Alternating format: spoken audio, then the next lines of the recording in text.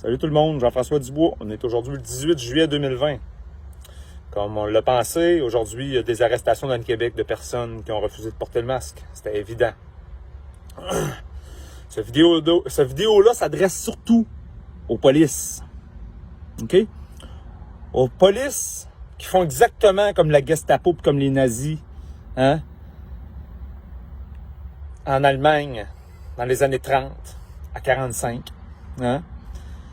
Ils obéissent aux ordres, mais ils n'obéissent pas à leur conscience. Les jugements de Nuremberg nous ont rappelé un principe fondamental qui veut que toute personne en position d'autorité, oui, doit obéir aux ordres, mais doit d'abord obéir à sa conscience.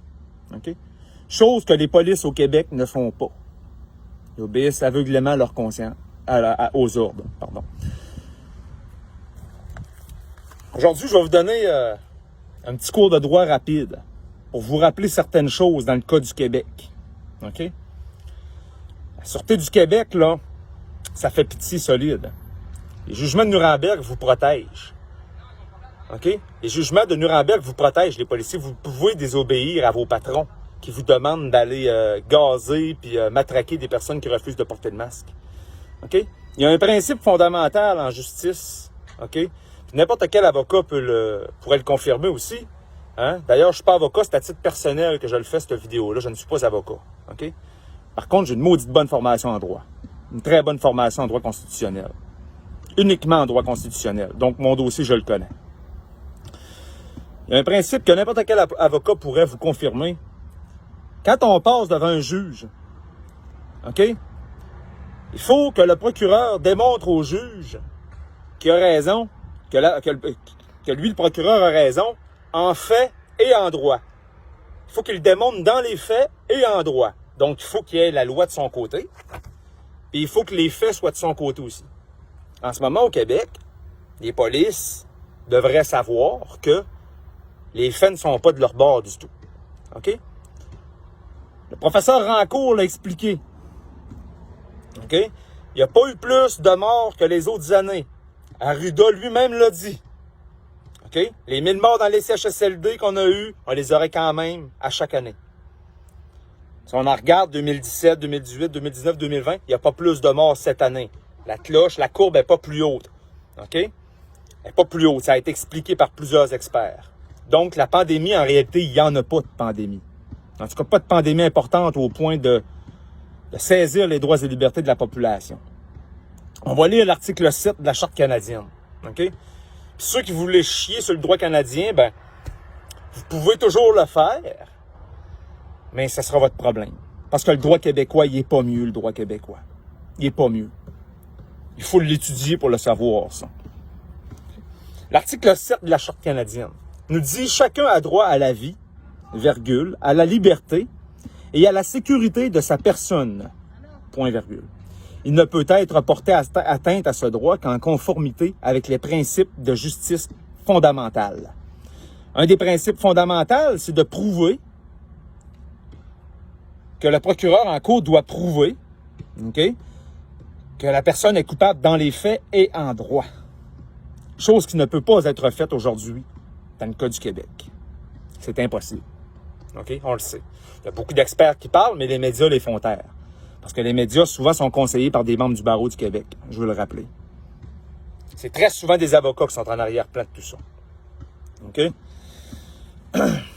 Donc, cet article 7-là, il ne peut être porté atteinte à ce droit qu'en conformité avec les principes de justice fondamentale. Est-ce qu'il est respecté? Hein? On a saisi l'article 7. On n'a plus droit à ça, là. C'est fini. Mais est-ce que ça respecte les principes de justice fondamentale? Non, absolument pas, parce que ça ne peut pas être prouvé dans les faits. N'importe lequel avocat, c'est ça. OK? C'est pareil pour chacun a droit à la protection contre les fouilles, les perquisitions, le saisie abusive. Chacun a droit à la protection contre la détention et l'emprisonnement arbitraire. C'est pareil. Donc, les polices au Québec, hein, je veux que vous sachiez une chose, chers amis, puis ça, je l'ai déjà expliqué dans le passé, mais je vais le réexpliquer, parce que je pense que les gens sont très à l'écoute ces temps-ci. Les polices au Québec, ce sont eux qui détiennent le pouvoir. C'est pas le gouvernement. Le gouvernement, lui, détient les dispositions législatives qui lui permettent d'exister. Mais c'est pas lui qui a le pouvoir. Le pouvoir d'agir et le droit d'agir, c'est deux choses différentes. Hein, je l'ai déjà expliqué, je vais vous le réexpliquer, je vais vous donner un exemple concret. Si j'arrive en avant de toi avec un pistolet et que je te demande ton portefeuille, tu vas sûrement me le donner, ton portefeuille. Mais est-ce que j'ai le droit de te le demander, ton portefeuille? Non, évidemment que non. C'est criminel, c'est illégal. Mais est-ce que j'ai le pouvoir de te le demander? Oui, parce que j'ai un effectif, j'ai une arme. OK? Le pouvoir du gouvernement, c'est la Sûreté du Québec. Voire l'armée. Dans certaines circonstances, quand ça va très loin, ça peut être l'armée. Mais là, aujourd'hui, c'est la Sûreté du Québec, c'est les corps de police municipales. C'est ça, le pouvoir du gouvernement. Les polices, les gens doivent sensibiliser la police. Arrêter de manifester dans des rues un peu partout. Arrêter de manifester devant le Parlement, ça ne sert à rien. OK? Ces gens-là, ils ont un agenda à remplir. Ils vont la remplir. OK? C'est devant les postes de police qu'il faut manifester. C'est devant les bases militaires. Il faut que ces gens-là comprennent que s'ils décident tout d'un coup de désobéir au gouvernement, OK, ce n'est pas illégal. Les jugements de Nuremberg les protègent. OK? Là, je suis pas en train de dire aux gens là, d'aller tout casser puis de désobéir, de faire n'importe quoi. Continuez à respecter le code criminel canadien. Respectez-le. OK? C'est très important de continuer à bien se comporter quand même. OK? Cette vidéo-là s'adresse surtout aux polices. OK? Là, une autre chose, dans le cas du Québec, là, chers policiers, là, hein, nul ne peut ignorer la loi. On va lire une disposition de droit. OK? La loi sur l'Assemblée nationale au Québec. La loi sur l'Assemblée nationale, c'est une des lois qui constitue le pouvoir au Québec. OK? Ça fait partie de la Constitution du Québec. Hein? On va lire l'article 2 de cette loi-là. Je l'ai déjà fait dans une autre vidéo, mais je veux la redire aujourd'hui. OK? Il n'y a pas personne qui peut contester ça, c'est trop clair. OK? Pour que le Parlement de Québec puisse voter des lois, il faut qu'il soit légal. Il faut que son corps législatif qui vote les lois fasse partie de la Constitution. OK? Puis quand je dis la Constitution, je parle de la loi constitutionnelle de 1867 à 1982. OK? On va lire l'article 2 de la loi sur l'Assemblée nationale. Il est écrit dans cette loi-là, l'Assemblée nationale et le lieutenant-gouverneur constituent le Parlement du Québec. Le Parlement du Québec assume tous les pouvoirs qui sont attribués à la législature du Québec. Je ne rentrerai pas dans les détails, je l'ai déjà fait dans d'autres vidéos. Le Parlement du Québec assume, donc assumer en droit la définition légale, hein, ça veut dire prendre en charge. OK? Le Parlement du Québec prend en charge tous les pouvoirs qui sont attribués à la législature. Ce qui veut dire que le Parlement n'est pas la législature. Vous, chers amis, hein? La loi qui vous gouverne, qui nous gouverne tous, en fait, qui gouverne l'État en réalité, hein? Dans son fonctionnement envers nous, notre seule protection à nous, citoyens, évidemment, ne dit pas que le Parlement de Québec peut faire des lois. C'est seulement la législature qui peut faire des lois. L'article 92 de la Constitution. Dans chaque province, la législature pourra exclusivement faire des lois aux matières tombant dans les catégories de sujets ci-dessous énumérés, à savoir, bon, catégorie 1, 2, 3, 4, 5, bon, vous irez voir vous-même l'article 92, OK? Entre autres, la taxation, ces choses-là. C'est seulement la législature peut faire... C'est écrit, la législature peut faire exclusivement. C'est exclusivement la législature qui peut faire des lois. Rien d'autre. Rien d'autre. Exclusivement. La Cour suprême s'est exprimée sur cette définition-là. Exclusif, ça veut dire qu'il n'y a aucun autre corps législatif qui peut faire des lois. Et puis, ça a été décidé par le Conseil privé à l'époque, dans les années 30, 40, 50, puis même la Cour suprême l'a déjà répété. Hein? Une province, une législature n'a pas le pouvoir et n'a pas le droit de se créer un nouveau corps législatif, ni un nouvel organe législatif. Chose que le Québec a fait en 1968 et puis il a gonflé encore son histoire en 1982 avec la loi sur l'Assemblée nationale. Ils ont créé le Parlement de Québec qui assume les pouvoirs de la législature. Donc, encore une fois, je m'adresse aux polices. La loi sur l'Assemblée nationale, OK? C'est une loi qui est illégale. L'Assemblée nationale est illégale. Le Parlement de Québec est illégal. Il n'existe pas dans la Constitution qui est censée vous donner le pouvoir d'agir à vous, les policiers. OK? Le Parlement, il n'existe pas. Donc, vous ne devez pas obéir au Parlement. OK? Vous ne devez pas y obéir. Il y a beaucoup de juges qui n'ont pas voulu donner raison sur ces causes-là parce que les juges jugent techniquement en conflit d'intérêts. Hein? Ils ne veulent pas mordre la main qui les nourrit. Évidemment qu'un juge de la Cour du Québec qui tire son pouvoir de la loi sur les tribunaux judiciaires, qui est une loi du Parlement de Québec, ou qui a subi des amendements par le Parlement de Québec, bien évidemment que le juge, il se déclarera pas lui-même anticonstitutionnel. Ils ont bien de la misère à faire ça. OK? Dans le cas du Manitoba, en 85, ça s'était fait, mais c'était pour une question linguistique. Ça frappait un peu moins le cœur du système. Mais là, le Québec, lui, les juges ont vraiment de la misère à se mouiller.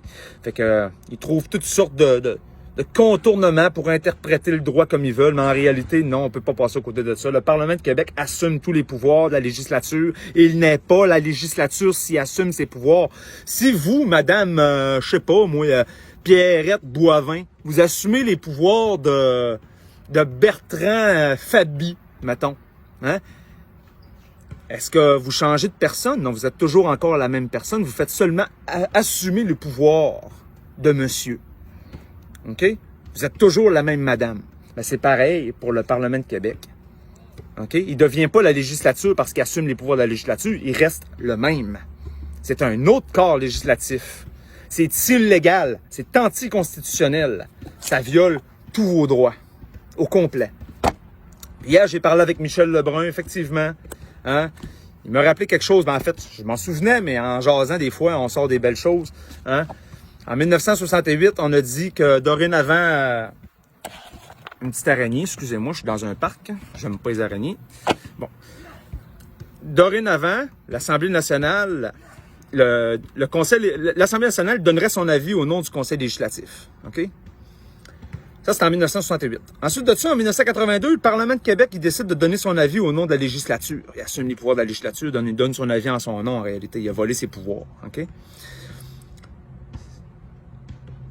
Le Québec fait ça constamment, hein, depuis plusieurs années, hein, depuis aujourd'hui une cinquantaine d'années. Hein. Les pouvoirs prennent le pouvoir sur d'autres entités. OK? Donc, aujourd'hui, qu'est-ce qu'on voit avec Arruda puis notre premier ministre Legault? Hein? Ben, c'est qu'ils prennent le pouvoir de l'Assemblée nationale puis ils donnent un avis en son nom. Parce que, pourquoi je dis ça? Parce que, dans les faits, on voit pas l'opposition. L'Assemblée nationale ne siège pas vraiment. Il n'y a plus de gouvernement en réalité. OK? On a seulement 2 personnes qui nous gouvernent sous les directives de l'OMS pour lesquelles, en plus, on n'a pas voté. Donc, c'est complètement illégal. Au Québec, on fait ça sans arrêt. Hein? Un corps législatif donne son avis au nom de l'autre. Là, maintenant, on a un premier ministre qui donne son avis au nom de l'Assemblée ou au nom du gouvernement, apparemment. Mais en réalité, ça n'en est rien. Il ne respecte absolument pas le gouvernement qui a été élu. Bon, on sait que la démocratie au Québec, c'est entre guillemets... Hein, en tout cas, je ne rentrerai pas dans ces détails-là, mais aujourd'hui, je voulais juste vous démontrer, chers policiers, OK, que vous obéissez à des choses qui sont illégales. OK? Premièrement, illégales. Puis en plus, qui ne sont pas démontrables dans les faits. Si on va en cours, devant le juge, il faut falloir que le procureur qui représente le gouvernement démontre que dans les faits, on peut suspendre, par exemple, l'article 7 de la Charte canadienne. OK? Parce que c'est un principe fondamental de le démontrer dans les faits. Puis ils ne pourront pas le faire. Parce qu'il n'y a pas plus de morts que les autres années. Il n'y en a pas plus. Il n'y en a pas plus. Quand même qu'on se ramasserait avec 7 millions de cas de COVID, ça fait quoi? Ça fait quoi qu'on ait 7 millions de cas s'il n'y a pas plus de morts? Ah, mais on a peur que ça bourre les hôpitaux. Bien, construisez-en un hôpital de plus, 2, puis 3, puis 4. Mais suspendez pas tous les droits et libertés de la population, je vous en supplie. Hein? Les nazis, il a fallu qu'ils payent la note pour avoir obéi aux ordres aveuglément et ne pas avoir obéi à leur conscience. C'est pareil pour la police. Un jour, si il y a des personnes qui réussissent à reprendre le pouvoir et le rétablir de façon correcte, il y aura certainement des comptes à rendre pour les personnes qui ont obéi aveuglément aux ordres. OK? C'est arrivé dans le cas de la Gestapo. la police allemande à l'époque. Donc, la loi sur l'Assemblée nationale est illégale. Dans les faits, on n'est pas capable de prouver qu'on restreint l'article 7, par exemple. Il y en a d'autres dispositions, l'article 2, et même 7 à 15, on pourrait dire, de la Charte canadienne. Dans les faits, on n'est pas capable de le prouver. OK? Donc, le gouvernement, plutôt Arruda et Legault en ce moment, ils font une grave erreur. Ils agissent de façon complètement anticonstitutionnelle. C'est ça que je voulais vous dire aujourd'hui. Je n'irai pas plus loin. Je pourrais tellement vous parler de droit. Je pourrais vous donner un cours de 4 heures, mais ça ne servira à rien. Parce que c'est pas tout le monde qui a la faculté d'assumer un cours de droit de 4 heures. Fait que, une dernière chose dans la vidéo. Dans le passé, moi, je suis quelqu'un d'assez impulsif dans la vie. OK? J'ai déjà ramassé des personnes de façon assez rough. Je veux le dire à la fin de cette vidéo-là, si j'ai dit des choses méchantes, j'ai blessé des gens dans le passé, je vous demande pardon. OK? Publiquement. OK? Je pense entre autres à Mario Roy, Pierre Daou, José Rivard. Je me suis déjà chicané pas mal fort avec. Je vous demande pardon si je vous ai blessé. OK? Je ne vais pas rentrer dans les détails, ça ne servira à rien, mais je fais amende honorable aujourd'hui, je m'excuse si j'ai été rough. Je suis quelqu'un qui est assez combattant dans la vie, qui a horreur des erreurs, puis des fois, même si c'est mon opinion personnelle, des fois j'ai tendance à me laisser emporter. Donc, je vous demande pardon. C'est l'heure de se réunir, c'est l'heure de tous se mettre ensemble. Et je vous fais une annonce aujourd'hui.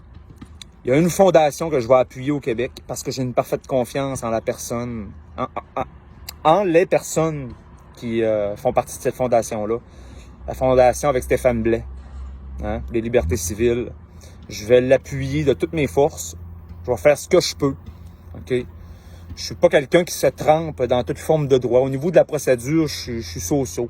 Bon, vous l'avouez, je suis so-so. Mais au niveau du droit constitutionnel, je suis dur à battre. OK? Sans vouloir être prétentieux, je suis assez dur à battre. C'est la seule chose que je peux vous dire. Donc, les gens, si vous voulez manifester quelque part, si vous voulez faire des manifestations, c'est en face des postes de police, puis faites-le dans le calme, OK?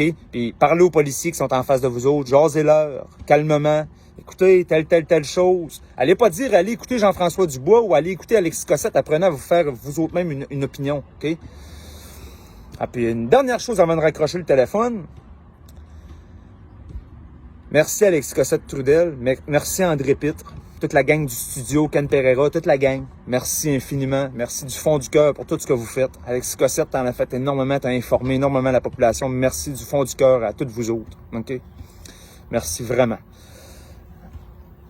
Mais si les gens aussi, vous voulez parler de politique de droit ou du COVID, parlez-en, mais essayez d'éviter le sujet de la religion, OK? Que ce soit... Que vous soyez bouddhiste, que vous soyez catholique, que vous soyez orthodoxe, que vous soyez, peu importe, musulman, n'importe quoi. Si vous êtes réveillé sur les questions politiques et juridiques du Québec, s'il vous plaît, quand vous en parlez, essayez d'éviter les questions religieuses parce que parler de religion, des fois, ça nous égare. OK? Je vois des fois des arguments sur la foi catholique dans certains lives sur Internet. C'est pas important pour l'instant, là. C'est pas important. OK? C'est pas important. L'important, c'est le droit, la Constitution, puis d'expliquer le pouvoir d'agir versus le droit d'agir, c'est quoi la différence. C'est ça qui est important. OK? Les policiers du Québec, on vous en supplie, aidez-nous contre cette tyrannie. OK? Allez voir vous autres même s'il y a plus de morts que les autres années. S'il n'y en a pas plus, s'il vous plaît, arrêtez là, de matraquer les gens et de faire des arrestations bidons. OK? Parce qu'en plus, vous obéissez à un parlement qui est anticonstitutionnel et illégal, je le répète. Et c'est mon avis personnel, c'est pas un avis d'avocat ou quoi que ce soit. C'est mon avis personnel en tant que personne qui a une très bonne formation en droit. OK? Puis non, je ne suis pas allé à l'université. Non. J'ai été autodidacte en droit, mais j'ai été dirigé par des avocats là-dedans. OK? J'ai été dirigé par des avocats. Ce que j'ai appris, je l'ai bien appris. Donc, je l'ai bien appris, je me suis bien informé. Vous pouvez me faire confiance quand je parle de droit constitutionnel. Fait que, On est presque rendu à 20 minutes de vidéo. Je sais que c'est long. Je m'en excuse. Mais c'est extrêmement important. OK? Fait que, salut tout le monde. J'espère vous revoir bientôt. Vous allez certainement entendre parler de moi prochainement. J'espère de pouvoir vous aider prochainement. Salut là tout le monde.